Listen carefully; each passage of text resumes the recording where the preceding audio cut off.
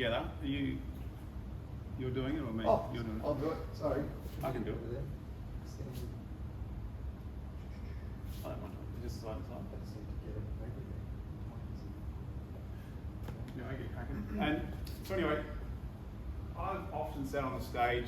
You'll see I sat in exactly this shirt recently. Talking to people about the startup, the founder's journey, and there's a whole bunch of things you hear all through those stories, how hard it is, all the war stories, and it's definitely not an easy journey by any means. There's a bunch of things we did somewhat accidentally as part of Tillerides, which actually made it a lot easier. So when Scott approached me not long ago and said, someone's pulled out, can you turn up and do this? I thought, well, that's what I like to talk about. So, Sorry. One job. Honestly. You had it all so beautiful. So a bit about Tillerides. We are an urban transport company. It's on the left. Yeah, urban dragon left. Ah, serious. Oh, there we go. There we go. Thanks. Now. I can't even. Maybe that. Such a pro. There you go. Is it? I just can't see the button. Yeah, right. There we go. Perfect. Hey. All right. One small step for man. So, yeah, we're an urban transport company, clean urban transport. That is, I was going to bring a bike today. We had a small issue late last night, so I couldn't turn up. But we've now got bikes turning up from our manufacturer. They'll be turning up fully made very shortly, and we've basically put all the bits together yesterday of the first kind of off-tool sample, and it looks phenomenal. So I'm disappointed I couldn't bring it, but that's roughly what it looks like. Now, I'm not here to talk too much about Tillerides in terms of that, because obviously there's a lot more I want to tell you, but I'm going to sort of run through the story and give you a bit of the things that you'll hear a bit of the story through what I'm going to talk about. So really what I'm trying to say is it doesn't actually have to be as hard as, when I hear these war stories from a lot of founders, it's sort of like, well, you could do this and this and this and it would be a lot easier. So that's kind of what I thought I'd share with you today. The first thing is you'll often find people come out, they'll turn up to an event or they'll come out with some sort of gizmo or app or whatever it is, and it's like they've found something that they've solved a problem maybe for themselves, but there actually isn't a broader market out there for it. And often it's said, you've got a piece of tech that's looking for a problem to solve. You'll hear that like many times. So everyone who's been through this would understand that you can't really do that. What we did at Tillerides, this all started back in 2015. Again, I'm not claiming I'm some kind of expert at this. It's now called design thinking, and Apple and all the people use that. But we started basically by putting together 15 people who rode a bike for urban transport. It's really it was a bit of a good stroke in that way, because you could think, oh, let's just go and get a bunch of cyclists together, but that's actually not the market we were going for. We're trying to get people from A to B instead of using a car or in terms of a sort of fossil fuel powered vehicle. So our competitors are the second car, Uber, public transport, those kind of things. So we basically assembled a whole bunch of people. They turned up, I think it was 4 mornings, once a month in late 2015. And essentially we went through, well, here's all the problems I've found. These are the ones I've found through my desktop research. What are the problems you've had trying to get from A to B and use it every day? And then we just worked through the process to the point where the end of 2015, that's just a photo. That actually wasn't the breakfast, but that was one evening we did it. It's literally on the kitchen table, getting the TV out, put it up there, there's the model, what do you think about it? What do you think about these features? Just little things, like someone said, when you build the front carrier and you put the coffee cup holder in there, you don't put it inside because the coffee spills, goes into the carrier, gets all manky, and I can't be bothered cleaning it, so then I never use it again. They're little things, but they're actually things I would never have thought of, and lots of people have already done these things and had those problems. So effectively, the first 6 months of the whole process was really a bunch of people contributing and their customers or future customers. Late 2015, wheeled in a wooden version of the bike. They said, look, if you could build that with those features, we would buy it. And that set off the whole 2016. I threw in the job that I was going to take and went off on the journey to basically build killer rides. So that's the, I guess you get the bit about that is start with the customer. This bit's about the team. Now this is something I seem to have done quite different than other people, and it's been a big help in a lot of ways. Early 2016, I was having a wine with a friend of mine, Ray.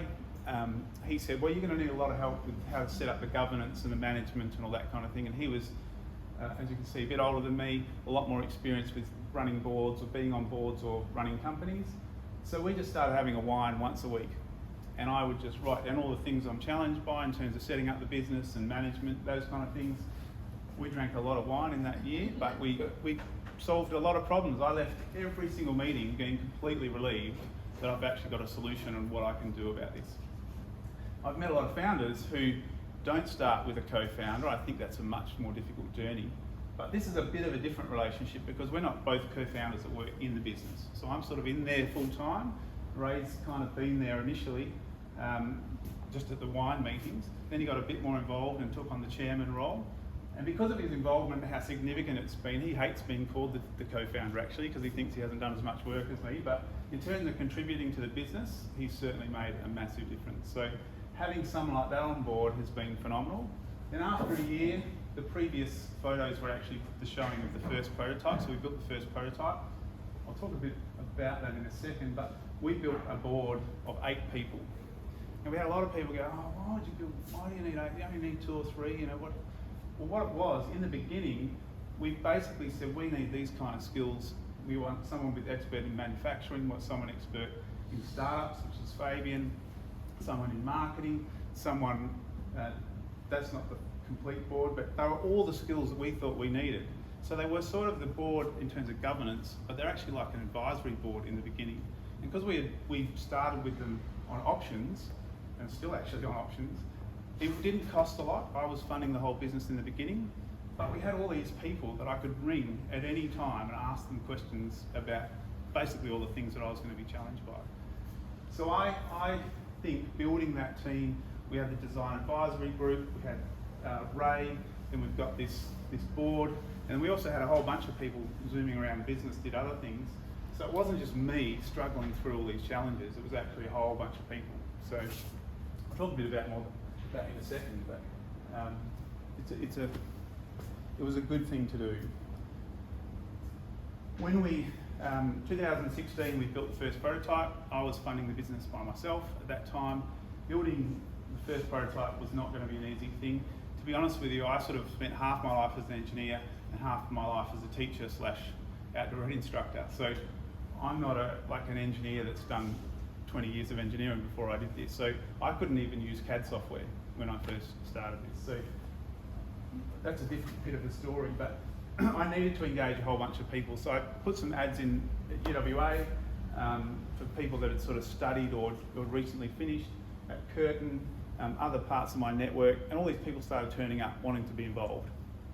However, the sort of stroke of genius, I think, of this, I learnt this from another guy, and he said, well, don't engage people as volunteers, because often volunteers behave in a certain way, and you won't get the sort of reliability, productivity that you want out of them. So what we did was, we set up a timesheet, we agreed a moderate hourly rate, so it wasn't high, it wasn't nothing. We made a deal that they had to do 5 hours a week of work, and they had to meet with me once a week, whether it was, we weren't doing video calls much back then by phone or anywhere they lived, but most of them actually wanted to come in and see what was going on. The deal was that we would pay them on profit, and that the top 10% contributors, because it's really about these people actually got the thing off the ground, we wanted to acknowledge them with getting a certain amount of options. So Ray, again, I didn't really know how to do this, but Ray and I sat down over a wine and drafted up a letter that captured all this, and then everyone signed it and then came on board. So we owe all those people about $45,000, and we will pay them next year when we're profitable. Which obviously 45 is not a big deal next year, but right now, or back then, I didn't have that money. So we had this amazing team. I think it ended up being about 12 people working, some little bit, some a lot. Built the entire first prototype. I basically did the frame, and they designed the rest of it. So that was a lot of people ask me, can I have the letter and all that? I'm happy to share more about it, but that's the essence of it. And everyone was happy to do that because it was kind of treating them like an actual team member, not someone who might just turn up if they feel like it. So this one here, Killer Rides is about making a difference to getting people out of cars, climate change, all those kind of things that are big issues now. Back in 2015, wasn't such a big thing that was talked about, but as you can see with Tesla and everything that's happening now, that clean transport revolution is well underway. So when we started, what I noticed was that you go out and try to get a bunch of people involved, and heaps of people will turn up to help you. I remember sitting at a startup event actually, and a guy came up to me who knew me quite well. He said, every time I speak to you, you're talking about someone is helping this, someone's helping that, someone's helping with that. Because how the hell do you get all these people around your business? It's just me and all these people I have to pay, so I've only got a team of 3. I said, well, this is it. Like, this is actually, I wasn't actually sure what the answer was, but that's what it was, is that people want to get involved with something that makes a difference, and they're prepared to do something kind of for nothing or at different terms, actually be part of that. So I would say, even if you're doing something that's not as clearly higher purpose as what we're doing, you might be building something, but you think about it exactly how it's helping and how it makes a difference to people's lives. And then you can do it, I guess, in a greener way if you can as well. Because we've just had, I was talking about the design advisory group, they all turned up basically for nothing. We had the board who basically had worked for 3 years just for options. Their options terms expired last year and none of them even asked them to be renewed straight away because it was another job for us. So we're going to look after them, but there's this thing that happens when you do something like this, and that board, I mean, what they get paid on other boards that they're in is phenomenal, but they've done it for this because of what we're trying to do. As the founder of this, you can't then be putting all the money in your pocket either. So there's a bit of a trade you've got to do here. I'm always the lowest paid person when it comes down to doing this. If we're short of cash, I go to 0 income. That's part of what you've got to trade for, I think anyway, for having a whole bunch of people that are putting time in for nothing as well. So certainly made the journey a lot easier, and I'd recommend finding what it is that's making a difference to other people in your business. This is the last thing I just wanted to cover off. It's probably a fairly quick question, so I'm happy to take heaps of questions. I don't find there's a lot of talk about, I mean, I've got Ray, but I'm not married, I don't have kids and family, so I've got to sort of manage myself as well. And most founders will actually say there's quite a lot in actually throwing your job's pretty scary. Doing all the things, I think I had chest tension for about the first 3 or 4 months when I didn't have an income, and you just got to keep at it. But these are the kind of things I've not heard a lot of talk about. How do you actually manage yourself to go through the startup journey? As I've mentioned, having an amazing team around you, that's made a massive difference. And having a purpose, waking up at 5:30 in the morning by yourself, go downstairs when the team's not going to be turning up for another couple of hours, and working away on this thing week after week. I don't get up that early every morning, but you have these moments where you're like, and because of the purpose, I think it gives you an extra sort of skip in your step to actually get up and do that. Money is obviously part of it, but I think purpose gives you another whole dimension to doing that.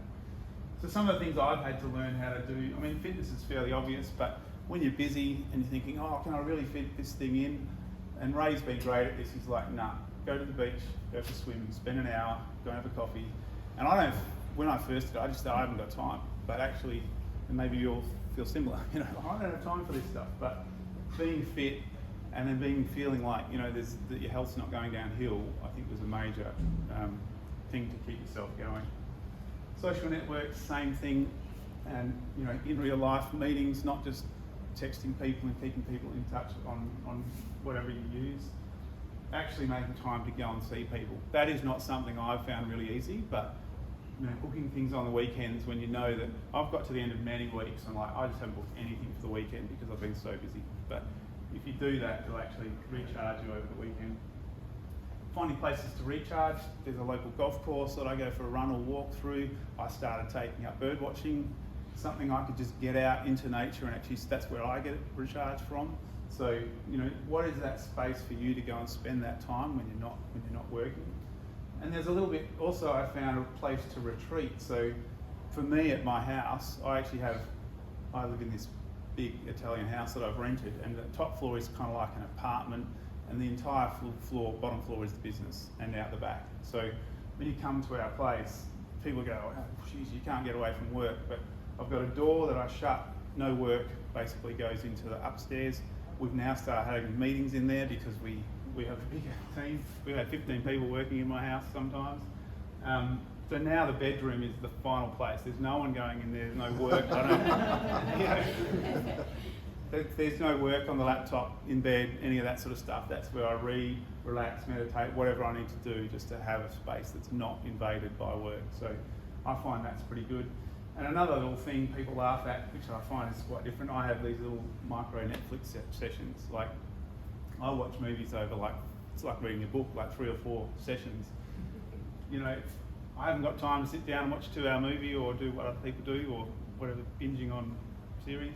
So I'll just sit down, watch that maybe at 9 o'clock to 9:30 before I get to bed or something like that, have dinner sometimes, and just, I don't know what it is, it just has a sense of turning things off and having a bit of fun in the day that's not sort of at the grindstone. So that's kind of the key things. I think that's all I've got to share today. But that's the kind of things that I've found made a difference to my founder's journey, and hopefully they'll make a bit of difference to yours if you're on that journey as well. So thank you.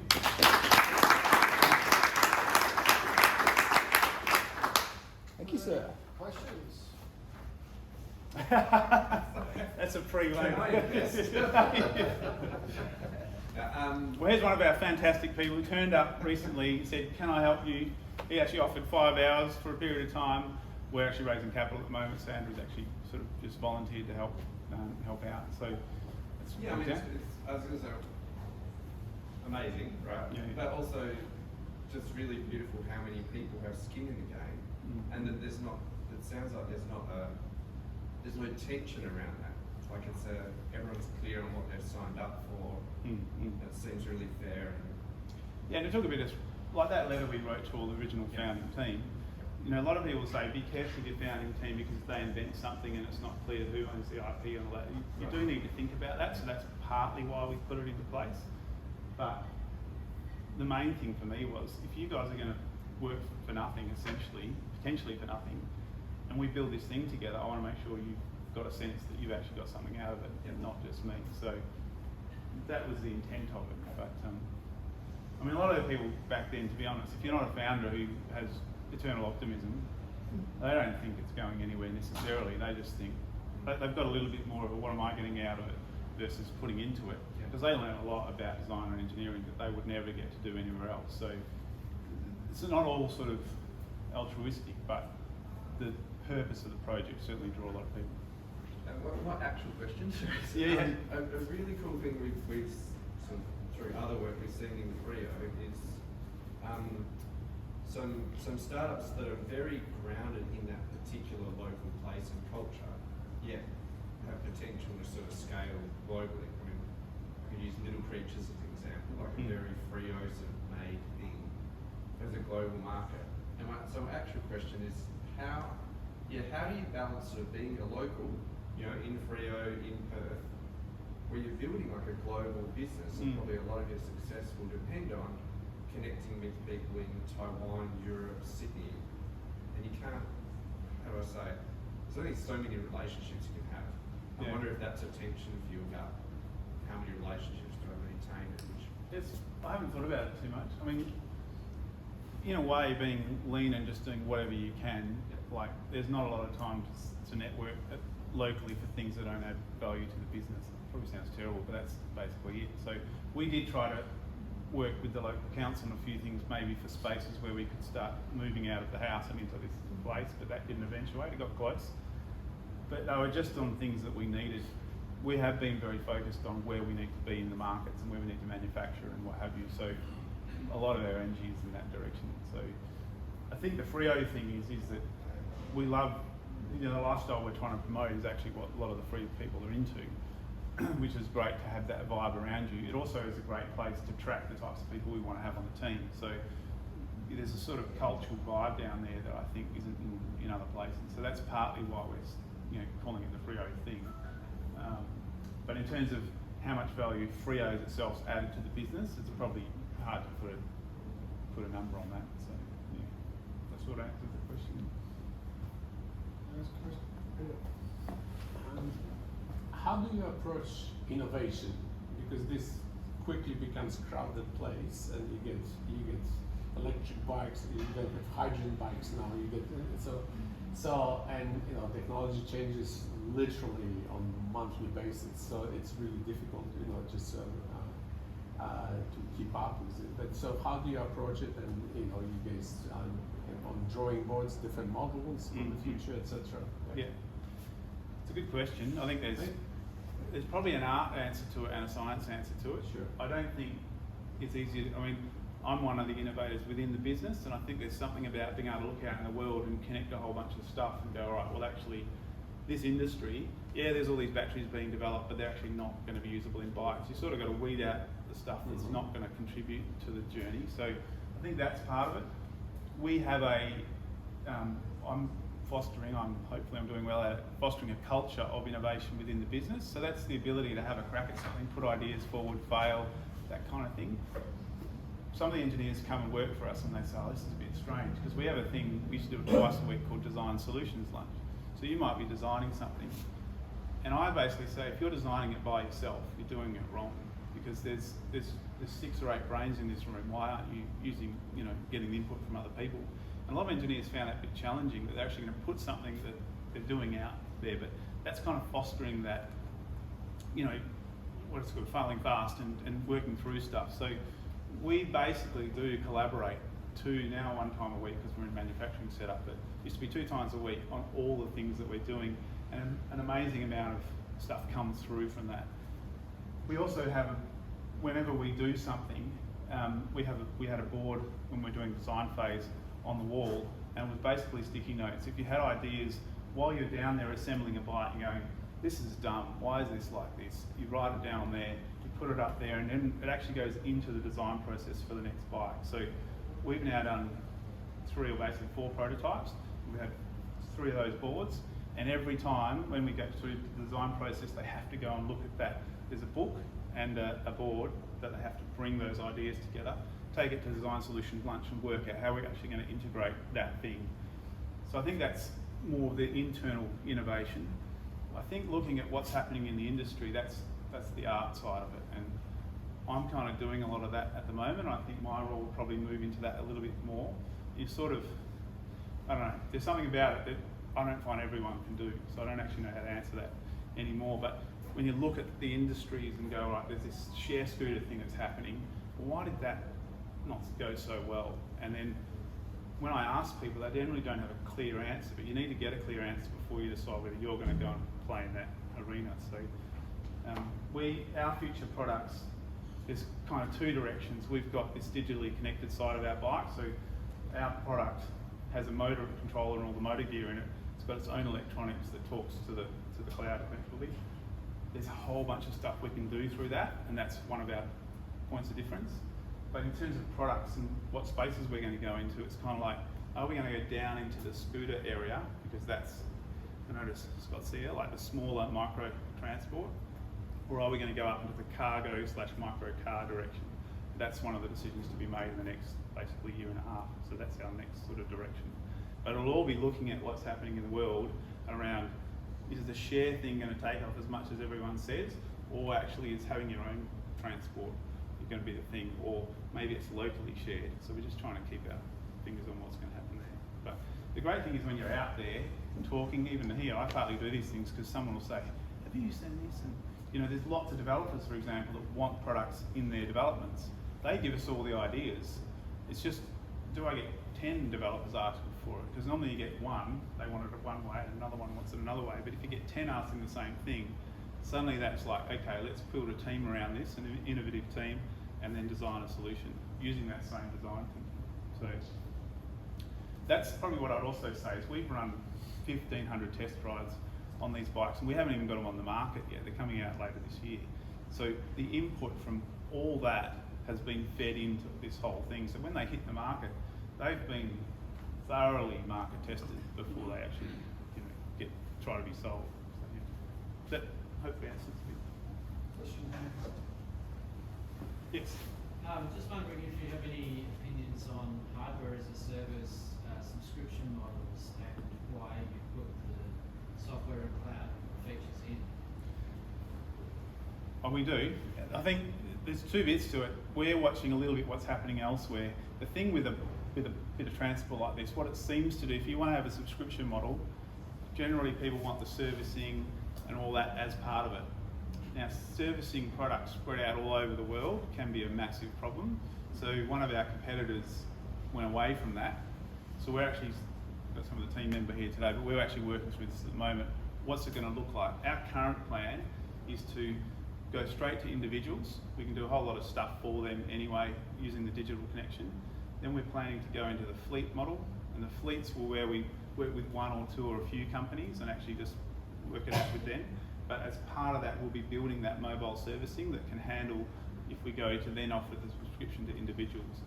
It's just, that's just an example of this innovation thing. People go, oh, everyone wants software as a service and subscription, but does it work for my particular sector in the way people want it? So we're just working through that at the moment. And I think e-bikes are going to be different than a lot of other products. But we know that, especially in Europe, they want it, but no one's been able to work out the model yet, because the problem in electric transport is all the servicing and the technology, someone understanding how to fix it when it goes wrong, that's a real problem.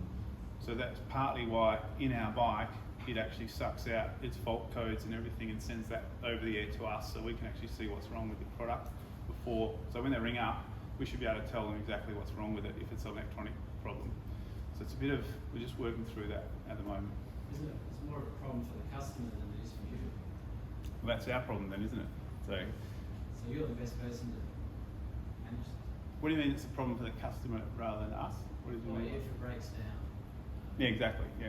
And what we're hearing about is, like, I've got people I know that've got e-bikes, they've broken down and they cannot get them fixed.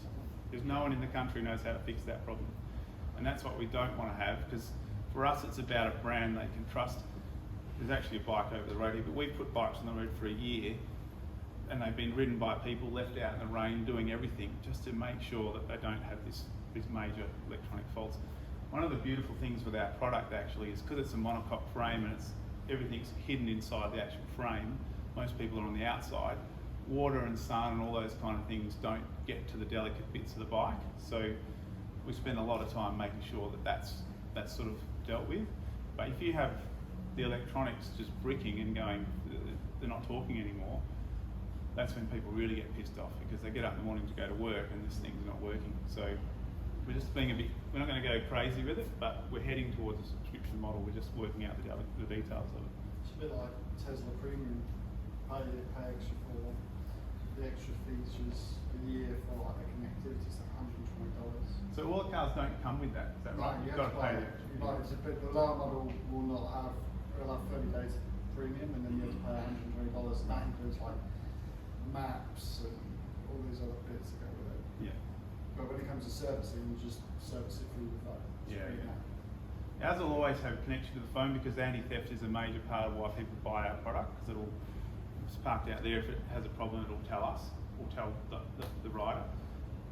But how we go into the data and how much data you're going to use and whatever, we're just sort of working that out. So yeah. As a startup, and I love the model you've got there, and you've got this delicate balance between being cash poor and wanting to have people, so you're providing them with some equity there. Yeah. How do you balance that giving away equity, which could become quite expensive if you look from the long-term horizon, and then you're raising capital, you're raising giving away further equity. How you balance that out? And if you can provide any percentages, which would be useful for others to consider. I don't know percentage, I can tell you some numbers, but when this again, so Fabian on the board, started a Green Sense, sold it, did the whole journey, said, right, roughly this is what we did. So in the first cap raise, I think we put something like 400,000 options into an options pool, and then we started using that with the startup team. Now that would be out of our valuation now is about 7 million, so that's, work the numbers out on that, 0.5%. So that's the number we've currently we haven't gone over that yet. So we did that in the very first round. I guess maybe I don't think about it in some way that other people do, but for me, having a board and the value that they've added and all those people in the beginning is worth well more than that actual $400,000 worth of essentially equity we've given away.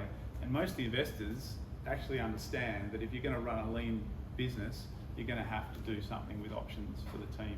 So in my brain, I basically think about how much we're paying people, and then we add an amount on top of that of options to sort of top them up to something that makes everyone happy, but also make people realise like the valuation of this business should go to 5 and 10 times in the next period. So don't think about the dollar values of the options I hand you now. Think about what they should be worth once we've been successful. And once you get your head around that, you do have to teach your team a little bit to think that way, because some people just see the number on the paper. They start to think, oh geez, actually this could be worth whatever, 100 grand, 200 grand. So we've been topping people's up with $10,000 worth of options, up to $30,000 worth of options, depending on what their role was. Chairman gets more than the board members, things like that. So it's, yeah. Does that answer the question? Just, I know you got a question just on that, the valuation. How do you work out the valuation? We basically go out to market. Well, the first valuation was an interesting one because you haven't got anything really, and you just essentially the first valuation was $3 million we started with. Someone said if you're under $1 million valuation, you're wasting your time, you're not even a business. If you're over 5, you're dreaming. This is for our sector potentially. And then what we did is we went out and looked at. There's a company called Faraday Cycles that had done exactly the sort of journey but 2 years before us, and they'd raised at $4 million in their first round, and they did an $8 million round. So we said, let's just do it at 3, and then we tested that with we had a bunch of investors which we call friendlies, and we went and tested it with the friendlies, and they said, yeah, that seems about right, because they invest in startups. And then we went out broader than that. So again, it's like crowdsourcing our valuations initially. And then every time we achieve a goal, we say, well, this money we're going to get to here. And when we get to there, we say, well, that's going to increase the valuation. So we started at $1.35, it's now $1.50. No one's really said anything about the valuations we've done. And every time we've raised, we've actually done the maths in 3 different areas. But it seems the comparison is the one that people understand when you're pre-revenue. They say, well, a business like that, oh, okay, yeah, you're about the same. But there's not really anyone playing in our space in Australia in the same way. So it's a bit hard to do the comparison. So. And what's your like long-term goal in that instance? Is it to go an IPO, or is it to just keep going through the rounds?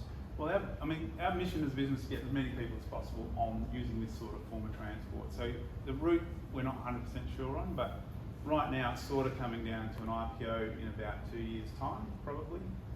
We're getting this round, we're actually going out talking to a lot of people, corporate advisors, saying there's this route and this is the good and bad side of that, and then there's actually a big company in the US, in Europe, that buys out bike brands, but they don't buy them to go and bring them into their stable. They actually just fund them to grow, and they keep the management and everything because they like what they're.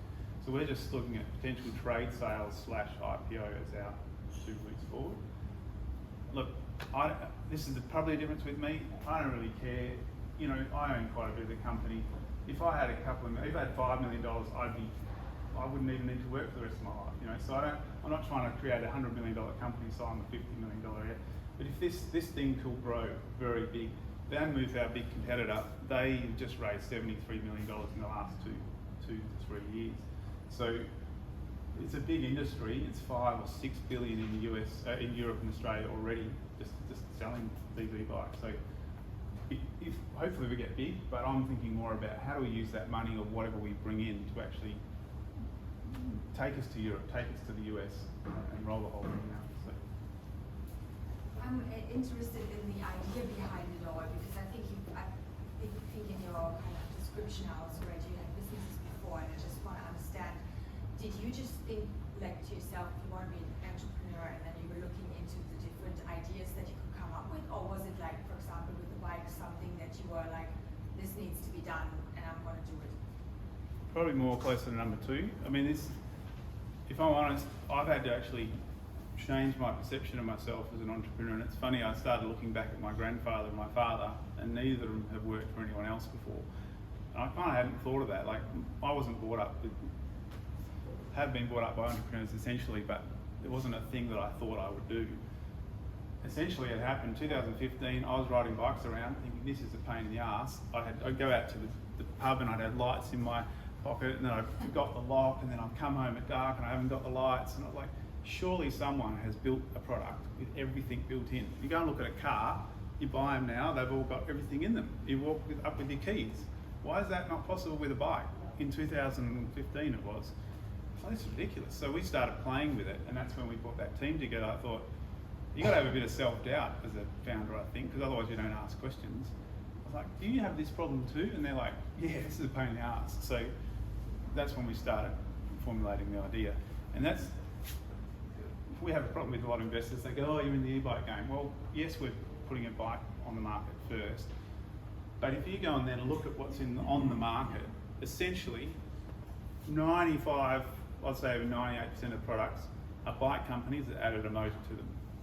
They haven't thought, what is someone who wants to ride every day going to need in their product? And so Van Moof, we would say, has done that, or is doing that. There's one or two others that are sort of doing that, and then there's us. And it's really bizarre to enter a massive industry that is not thinking about what people need, and then going, what's the tech available to actually achieve it and bring the two together? So it's, you can easily look at these industries and go, oh, it's big, it's dominated, I won't play in it. But go and look deeper and you see it's actually not being done in the way that needs to be No done. different to the car industry. It's only now we start to see cars finally innovating. I used to always looking for a new car as soon as I saw a CD player. Yeah. There's no way, I'm not looking at that. That was Yeah. last year. Just discounted. And the Tesla, I mean, the Tesla's like, everyone goes on about it. You go in there as cars and you think, why didn't anyone think of this before? It's the whole idea, like we don't have a display on our bike, for example, so that if you want a display, you put your phone on the handlebars and it talks through the Bluetooth and you can read all the stuff. Everyone else is putting in an LCD display. That is going to be out of date in a year or two. Why are they still doing that? This is Bosch, big companies doing this stuff. And I'm just like, and you can look at what Tesla did, just put a screen there, you can update as you go, and you've just got this product that sort of expands as ideas come along. That's been available for 5 years. Why isn't it happening in certain industries? So, you know, that's what motivated me, see an opportunity. So, and one more question about that. So is your, like, would you say that your differentiator is not like one big thing in the bike, but it's just all the little things that you saw in other bikes that you think you could do better? Yeah, that's what it's like. When we go to our IP protection of our product, we've registered the design and the trademarks, but there actually isn't a lot of things that you could do because we've basically put everything together in a really, like, to keep the battery in, it's a similar mechanism that's in your bar mix mixer at home. Now that is a super easy way to get the battery out, take it up to your office and charge it, and it's got a central locking, and the locking system is actually similar to the lock that you'd find when you open your pool gate at home. So we broke one of them apart, have a look how that worked. Now, it sounds simple, but actually putting all that together into a product that's integrated and all works together is the challenge. Like the CAD software and how everything fits together, and then this frame has to go through heat treating and it moves in a way that's hard to estimate how much room you've got. That's been what makes our project difficult, but an advanced product. So yeah, it's all the bits together, and the integrated product as working as one is the bit that we're doing. So you would say it's a bit like 0 to 1, you know, for a red bike. There's the step change between a type bike and a work processor. Yeah, exactly. Cool. Thank you very much for your time.